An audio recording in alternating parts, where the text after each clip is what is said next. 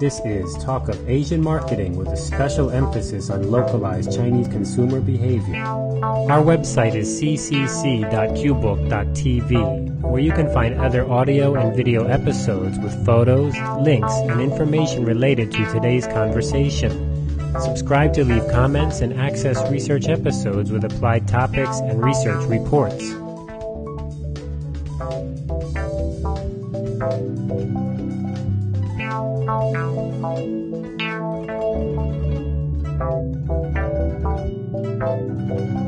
The Talk of Asian Marketing, and James Tamworth. Great, good to be here, and Clyde Warden. Yep, that's me. Both from Central Taiwan, where we're doing our research. But today's show is a little bit different. In fact, we have a whole series of shows where we're going to look at some things going on in Singapore.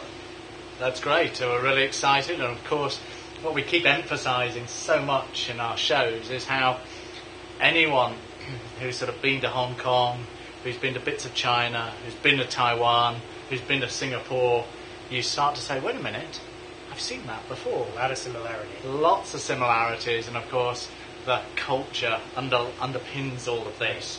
And I think what we're going to see in this series of shows is how much similarities there are between the... That kind of just consistency that goes right across. It is, and hopefully some of the viewers, the listeners, are starting to see some of those core dimensions coming out, because we've got a whole body of shows now that really talk to these core cultural issues and how they appear in business, how they appear in the sort of social entity of school and the socialisation that goes on of adults, basically right from childhood through to their working lives. So we're really excited. Lead in today, because today's show specifically does talk about young people, something we usually associate with young people, and that's gumball machines. It is, right? Yeah, really Gachapan, they call it in Singapore. Yes, right? It has that different name, doesn't it? Yeah, right.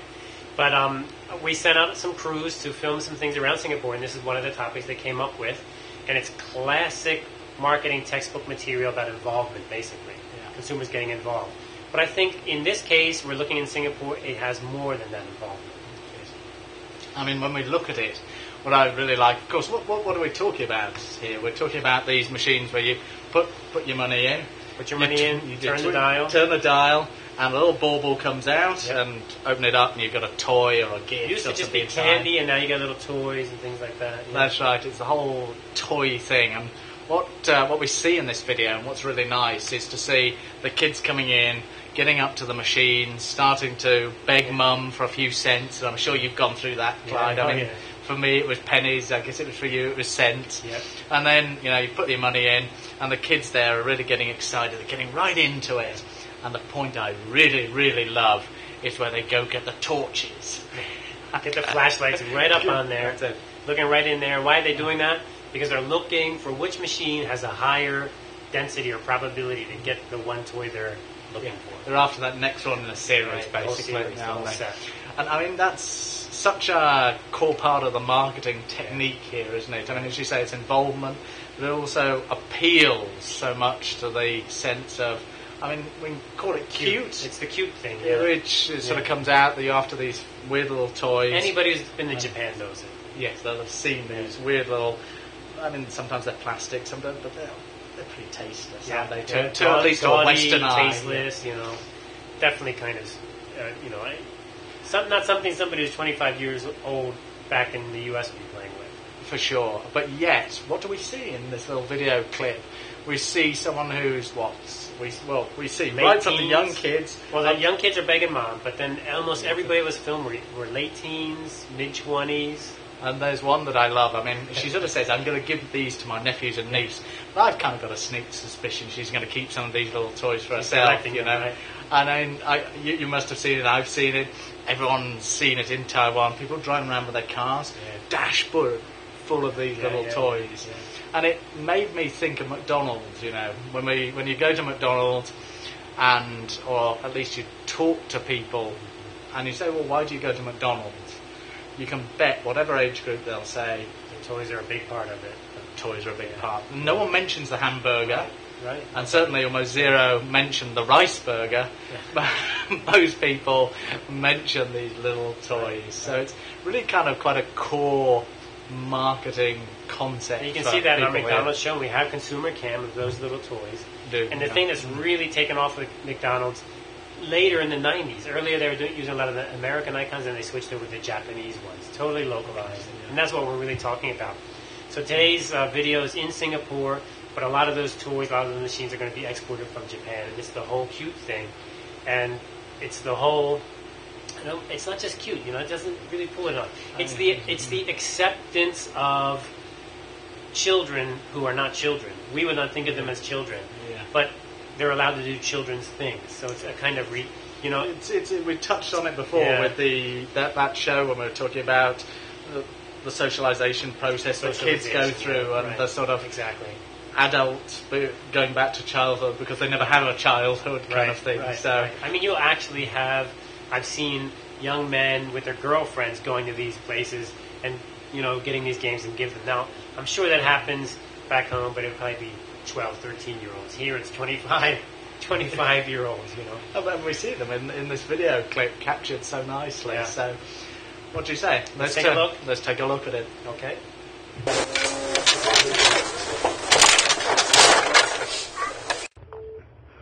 Gashapon, which is also known as capsule toy.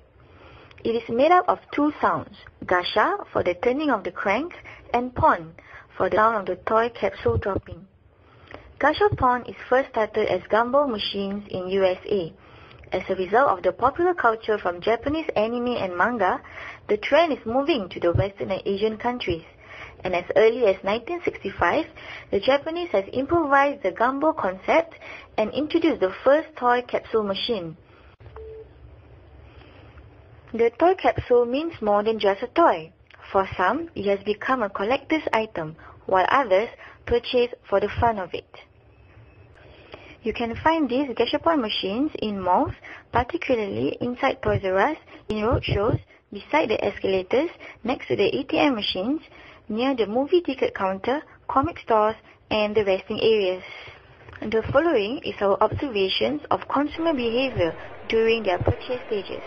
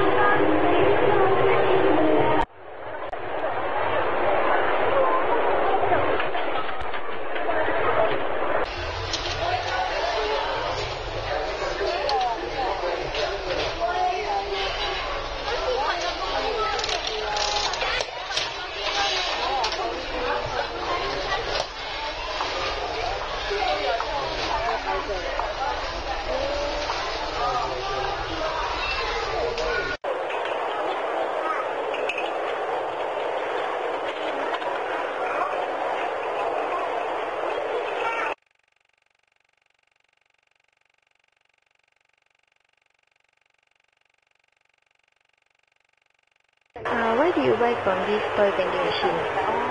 Because I think it's very cute and cute. So so what is so interesting about buying from this toy machine? Sometimes you get what you want, and sometimes you are just fulfilled, and I like the surprise feeling. Oh, okay. So do you collect these toys? Yeah, I'm so old already. I will probably give to my nephew and niece so because it suits their age. I believe they will like this toy. How frequent do you buy these toys? Oh, not very frequent. If I feel like buying, then I buy it.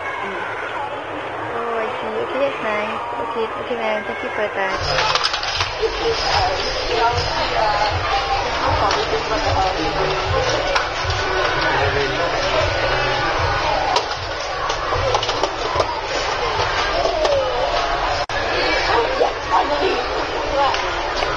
No, because I have everything else on the go. Oh, cool. See, I have this one, and this one, and this one.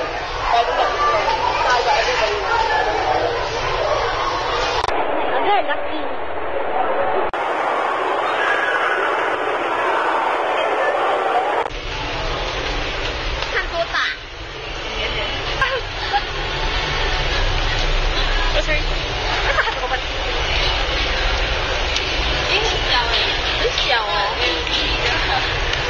transparent 哦。为什么？为什么是 transparent 的？很酷哎。I want this one. 给得来一套。给我啦。可以看得到，我觉得。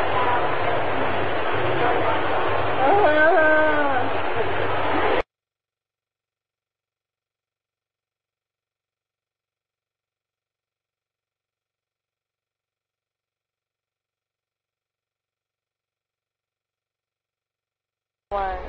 Then I already have this one. So without the pig, it's not a complete set. Oh, so you actually plan to have the complete set? Yeah. How many have you all purchased today? Like, how many of the capsules? Not so sure. I put inside my plastic bag only. Oh, okay. So what are you going to do all these, like all those which you have already? I will ask my boyfriend to help me to sell it off or trade it off. Okay. So where do you all usually like sell or exchange it off? I don't know. Yeah. Same. It's on GCC. Oh, so it's online or it's just? Yeah. What does GCC stand for? It stands for Gacha Pon and Capsule Club. Okay, can. I think that's all. Thank you. While some people enjoy the thrill which induce impulse buying, some are avid toy collectors.